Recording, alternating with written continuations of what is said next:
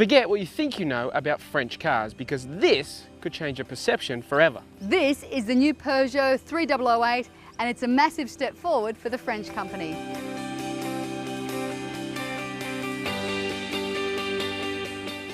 This is a massive departure for Peugeot, Danny. The previous SUVs from this brand were really nothing more than Mitsubishis in a French dress. They just put a body on top of the old ASX and the Outlander, and the old 3008 itself was nothing like this car. It wasn't. This is a, you know, mid-sized, small sort of compact SUV. The last one was really sort of a crossover, you know, people mover thing. It was a bit odd, but that puts it up against some pretty stiff competition.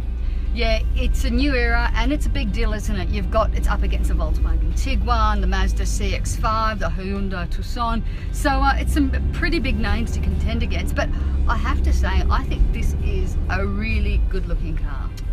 Yeah, I mean, I think the looks are the thing I think I'm least convinced by, but I love pretty much everything else about the 3008. I think Peugeot has hit the nail on the head with this one. Yeah, and the cabin as well. I think this is one of the most stylish cabins I've seen. It looks high-end, just some of the touches, you know. I love the fabric on the dash, the leather seats, even like the lovely piano keys, and it's that typical trademark minimalistic Peugeot. Yeah, I mean, I think it does genuinely border on luxury car levels of presentation inside. I mean, this really doesn't seem, you know, that out of place against, you know, the best that Germany has to offer, quite frankly. But it's got some stuff that maybe not be for everyone's taste. Peugeot is insisting on this iCockpit, which is basically the digital screen in front of you that's set quite high on the dash, and this really compact, you know, flattened off steering wheel, which is the idea being that you can sort of see over the top of the wheel rather than looking through the rim of it. Look, personally, I was able to find it, you know, workable in the sense that, you know, I could see just over the top, but the steering wheel was set, I think, personally a little bit too low for my own usual taste. But did you find it okay? Because obviously you're a bit shorter than me. Yeah, I've driven previous Peugeots where I've had issues with visibility with the instrument panel. This was spot on for me. And the space is pretty good, you know. I think it's probably a fraction small. It's almost a half a size smaller than the CX-5 and the Tucson. Still, I think, got decent space in the back because the way the dashboard is designed. You've got nice big cutouts up front so you can push the front seat forward if you have to. The rear seat backs have got space for your knees, so it's got enough space. It's not the most practical of family SUVs, but I think boot space too, though. Yeah, decent boot space, and you can lift the floor up. There's even some like clever storage with your bottles. You've got some nice material so that that doesn't make too much noise. Wireless charging, a lot of advanced technology. Yeah, it has got plenty of gear, but this is the top spec GT model we're driving, which means it is fully loaded, but comes at a price. It's $49,490 before you start putting the options on it.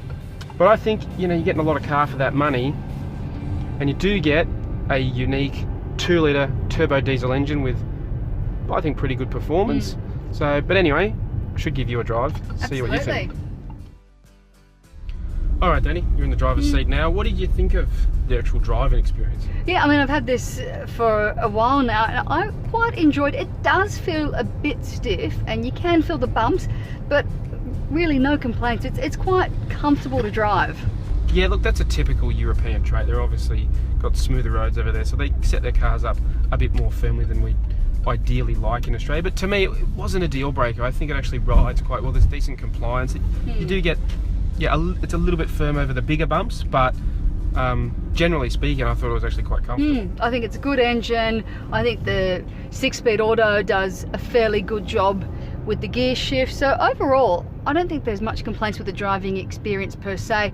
Even driving now, I like the small wheel. I can see clearly through it. Visibility at the front is great. However, rear visibility, just with the design of that rear window, is very restrictive. So fortunately, we've got blind spot monitoring. We've got all the advanced safety gear, and it really, you do need it for this car. Yeah, I mean, obviously, yeah, you expect it at this price point. You expect all that stuff, and it has got AEB and forward collision and lane departure. It's got all the stuff that you expect. I mean, it is Peugeot, it is a mainstream brand, but I think they've just done such a good job on it. I'm really impressed. Oh, so am I. And there's little extra things like, on the right hand side near the driver's seat, if you press, there's a massage button and you can get different types of massages, and it's pretty cool when you're driving. I think there's an unusual one, calf claw. So yeah, so I've tried every single one of them and they're great. So just things like that, just, they do give that luxury feel. So this does look premium to me, and it does look luxury. You can get some top spec cars that don't. This does to me. Look, I think I know the answer, Danny, but has the 388 won you over? Has it convinced you of French cars? Because let's be honest, they are deeply unpopular in Australia. This sells, it's been on sale now for a few months, it sells a fraction of the number that, the Asian brands from Japan and South Korea sell, and even its German rivals, it's well behind. But they've done a very convincing job. Yeah, I think it's a pity because this is underrated. You know my answer. I am totally smitten by this car. For me, it's a big yes. Excellent. Well, yeah, obviously, I'm with you on that.